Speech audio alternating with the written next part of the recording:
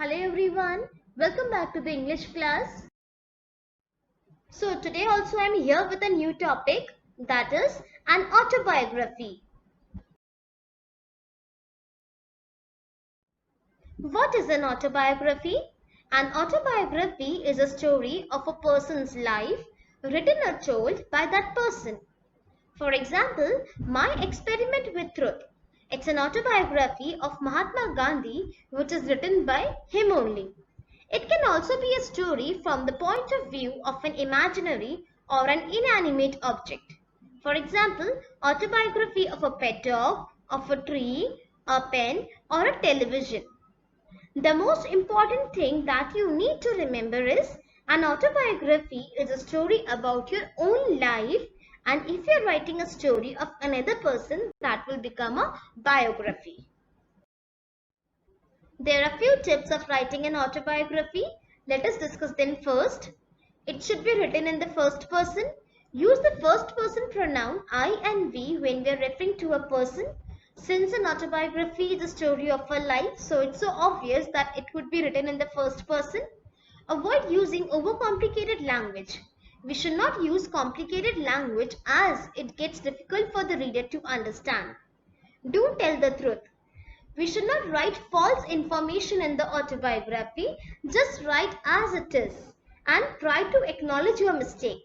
We should not be afraid to expose our weakness, our negatives, because failure is a part of the story that even others or the readers can learn.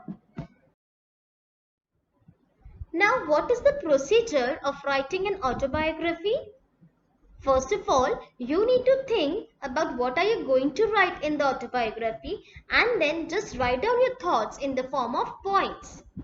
After that, make a note of all the facts and lifetime events which you are thinking of including in the autobiography. And in the end, describe the events in your life in an order in which took place. Now, let us know the format of an autobiography. Firstly, write the title of the autobiography using the capital letters. Then, divide the autobiography into paragraphs. Your autobiography can be divided into three parts. That is, the introduction, then the body, and then the conclusion.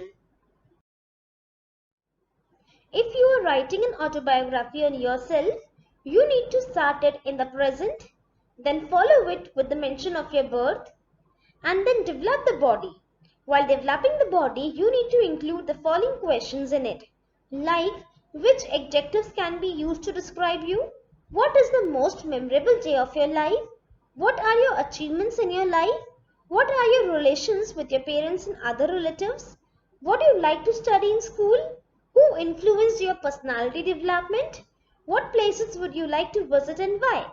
Such questions can be used while writing an autobiography, and then you can write about what you hope to do in the future. Then comes conclusion. Finish your autobiography, summarize everything you have written, end your autobiography with a positive note. Now let's see this autobiography of a river. Let's read it. There are many fables about my birth, and how I was born is a wonderful thing. I come down from the Himalayas and flow into the plains of central India, eastward finding my way into the Bay of Bengal through West Bengal. I am a very useful river in that part of the country. Many big cities are situated on my banks.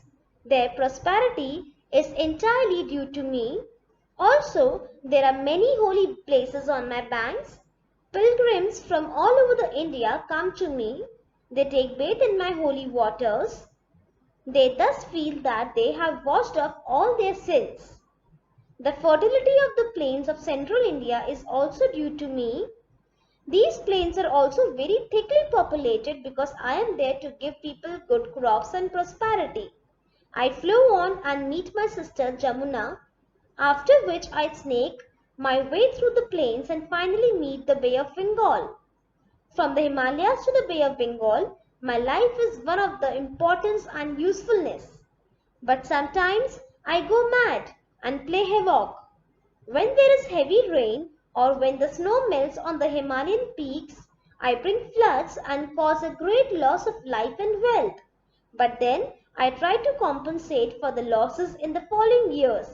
I am satisfied with my life that I am a holy and useful river. Let's see one more autobiography. It is of a student.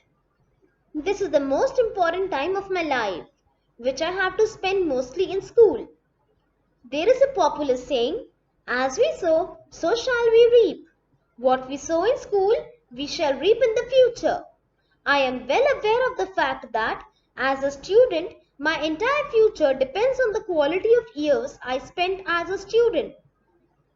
Thus, student life acts as a basis of his future. It is true that the life of a student is the preparation of the problems that comes in the future. Every student must be aware of his responsibilities, his duties that are expected by their elders.